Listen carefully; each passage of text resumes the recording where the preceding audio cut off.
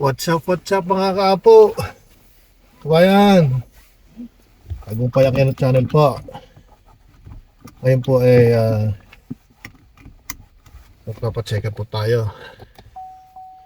At yung inyo pong lingkod na si Tagumpay Aquino talaga pong ganun, tumatanda na. Kailangan naman po tayong magpa-check up kung ano na nangyayari. Ngayon po ay pupunta ako ng hospital at ako po ay may appointment ngayon. Kakabitan po ako ng heart monitor. Ang heart monitor po ito ay ibang klase po. Ilalagay po ito sa labas. At yun po ay nama-monitor niya kung ano ang lagay ng aking puso. Kaya dahil sa po na ako ay tumatanda na, kailangan po pangalagaan natin ang aking sarili. Kaya papakabit po tayo ng heart monitor. Ito pong San Fernando ongoing pa rin po yung construction, beautification of street beautification. Kaya ang gagawin po natin ay sa freeway po tayo dadaan. Alam ko naman pong matraffic din sa freeway. Yun nga lang, walang traffic light. Continuous po ang flow ng traffic, kaya mabilis pa rin kumpara dito sa street. Traffic na nga, may traffic light pa, lalong tumatagal, no? Kaya dito po tayo sa freeway. Tingnan natin kung ano ang lagay ng traffic dito sa freeway. Gusto niyo po makita yung daan, ay papakita ko po sa inyo, at samahan niyo po ako sa aking paglalakbay. Dito po tayo sa Western. Bili ko po tayo dito sa kaliwa at pupuntahan natin ang freeway. At wala po traffic light dito, kaya dito po tayo pupunta. Mukhang mabilis naman ang daloy ng traffic, kaya tingnan natin kung mapapabilis nga tayo. Yan po ang traffic. Yan po ang freeway sa taas. Flower Street po ito. At pupunta tayo ng freeway. Kaya diretso lang po tayo at papasok po tayo rito sa kanan. Yan po ang freeway na tinasabi, papuntang Los Angeles. Dito po tayo.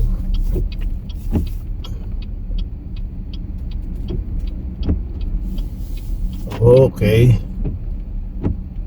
Ayan, naka-on pa po yung naka-on pa rin po yung okay. Ayun na pa. Ito po ang entrance ng freeway.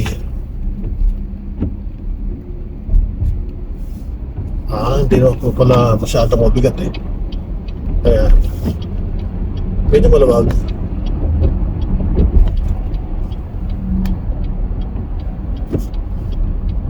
Na pa nakakalain. Yan po ang mga messages. Pagka ikaw ay pumapasok ng freeway, may mga message na mga lumalabas na ganun. Kaya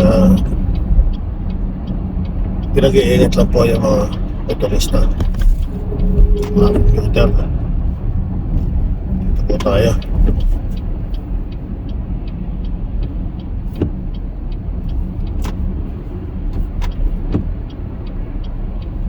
Okay, sabihin niya pa po tayo. Kaya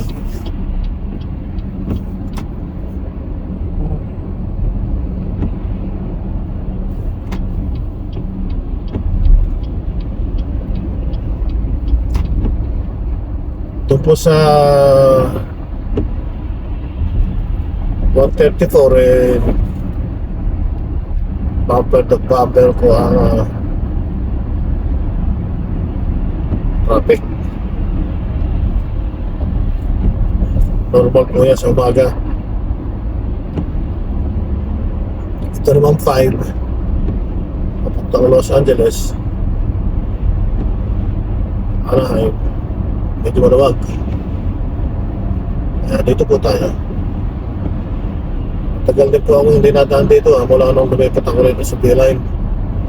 Nung nandun po ako sa Washington Yard, dito po ang dinadaan ako papuntang downtown Washington Yard.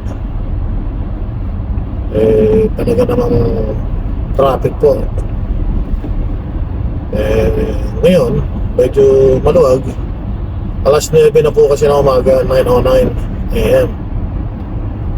Pero ang traffic ng gusto ay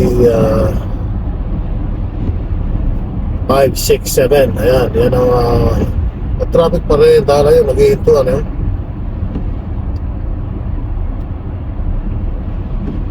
Ayan, nag-slow down na po. Traffic pa rin. Alas 9 na pero talagang matraffic pa rin. Kukunin po natin yung Los Feliz. Kaya mag-merge tayo dito sa kanan. Kaya nakunin natin itong right lane dahil mag-exit po tayo ng Los Feliz.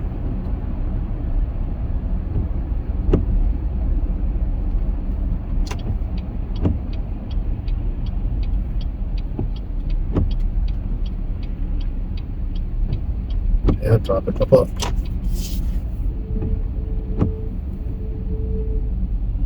Ganyan po tuwing umaga. Sa hapon naman ganyan din. Kaya yung aking 16 minutes drive from my house to Washington Yard, inaabot po ako ng 1 oras dahil sa traffic. Kaya nagkakaroon po ako ng gigising na ako ng alas 2 ng maaga para umalis ako ng maaga rin para napapataan po ako ng 1 oras sa driving ko para hindi ako malate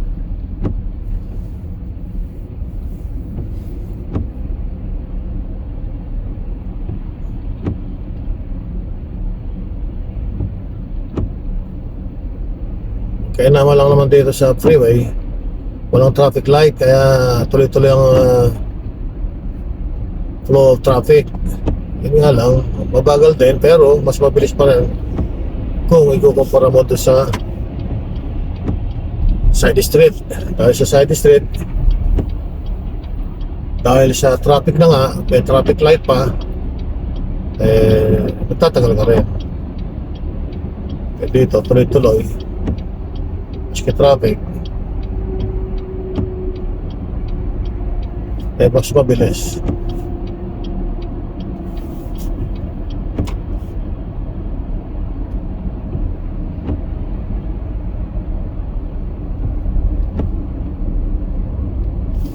Exit na po tayo, pupunta po tayo ng Los Feliz. Kukunin natin yan. Dito po tayo sa kanan. Yun naman pong isa doon sa papuntang freeway at Los Feliz pa rin yung isa.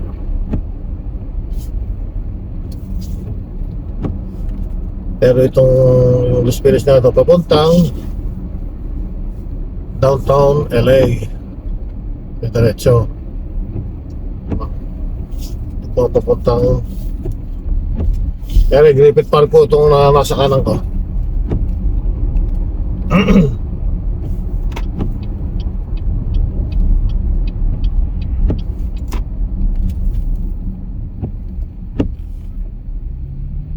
Ayan yung kanan na ito, Griffith Park.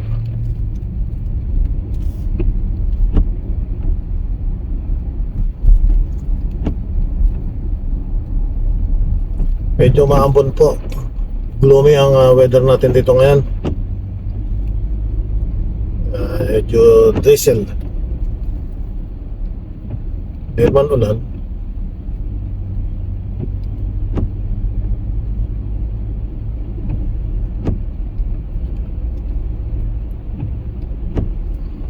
Maluwag pa rito sa Los Feliz.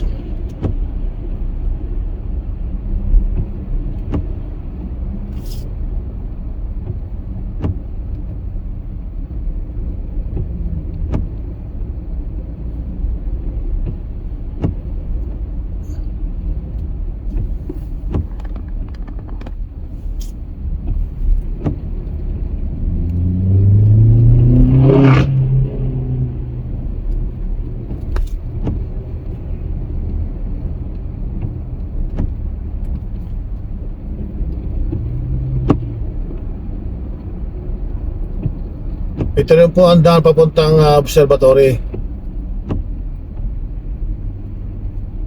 At Hollywood.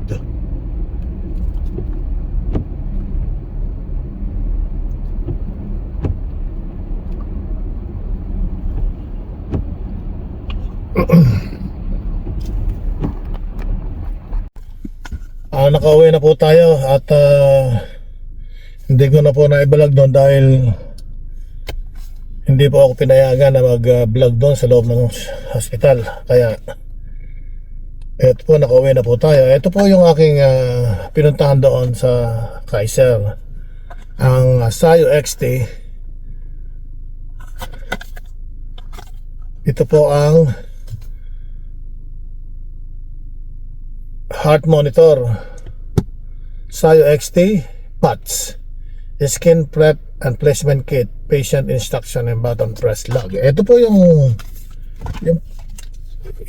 booklet. May sasagutan po ako rito kung ano po yung aking mga nararamdaman at sa loob ng 2 weeks, yan po, sasagutan ko po yan kung ano ang nangyayari, nararamdaman ko sa loob ng 14 days at ilalagay ko po rito, sasagutan ko ito at ipapadala ko po sa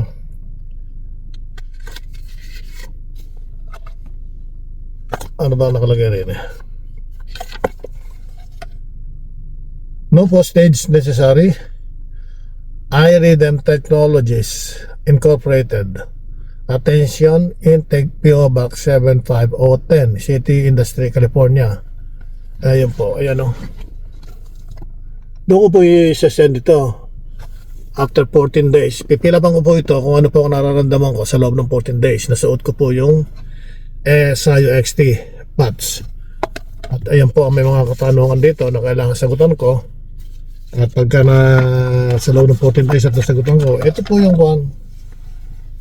yung XT PATS. Ang trabaho po nito, kung ano yung nararamdaman ko, nasa-sense nitong buto na to at pumapasok po sa loob ng box ng buto na ito at pagka na-send ko na ito sa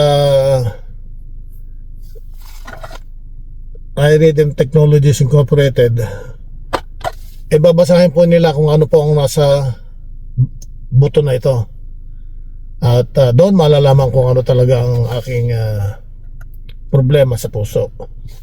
Ito po ngayon ang bagong technologies dito sa California na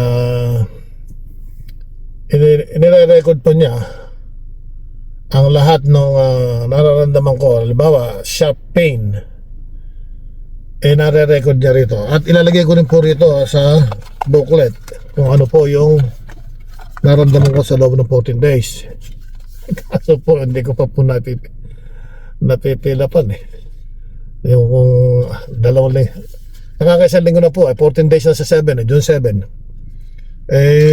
sesend ko po ito at gaya ng mga tanong dito, button press log, I press the button on because I felt anxious, arm or neck pain, tingling. Yun, mag-checkin ko po kung ano nararamdaman ko sa mga araw-araw. Chest pain or pressure, dizziness, fainted, lightheaded. Aha, meron palang AM, PM. Hindi ko po napilapan dahil nga po sa tamad ako. Sorry po. I pressed the button on because I felt anxious, arm or wala akong minsan ko lang pong pina-press kasi wala, hindi ko po kasi binasa. Sorry po. I pressed the button because I felt getting out of bed. Ayun, may sample po rito. I pressed the button on 5:29:19, 7:45 AM. Arm or neck pain, tingling, dizziness. For this duration, I may 1 minute or less while I was getting out of bed. Oh, mali. Hindi ko po nagagawa yun. Okay. Ngayon, gagawin ko na. May isang linggo pa naman po ako Ngayon, sorry po.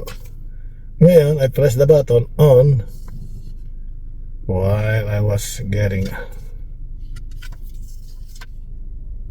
little less getting out of bed. Oh boy. Hindi ko po na-icon ito. Hanap yun. Sorry po. Gagawin ko na po ngayong araw na to. Isang linggo pa naman po ako Talaga po sharp pain nararamdaman ko rin naman po talaga. Kaya ito 1, 2, 4, 6, 8, 10, 12, 14. Oh boy, isang linggo na lang. Hindi ko po nagawa yung mga una. Gagawin ko na po ngayon. Talaga namang sumakit naman po talaga Okay, Tempo, maraming salamat po. Kung ako man po hindi nakasunod dito sa hinihingi ng booklet na ito, gagawin ko na po.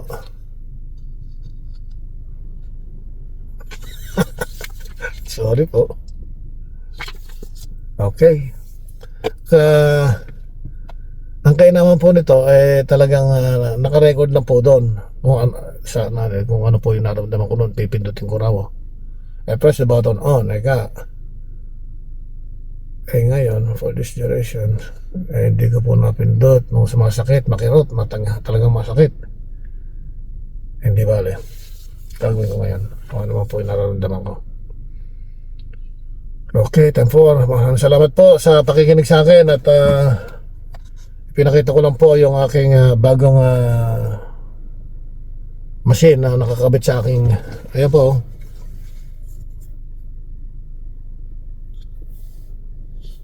Pipindutin ko po pala pag nararamdaman ko. Ngayon ko lang po binasa kasi nakalagpas na isang linggo. Okay, time po. Sana po hindi nyo magustuhan. Matigas pa ulo ganun lang po talaga. Ayan po, ayan. Yan po ang heart monitor ko.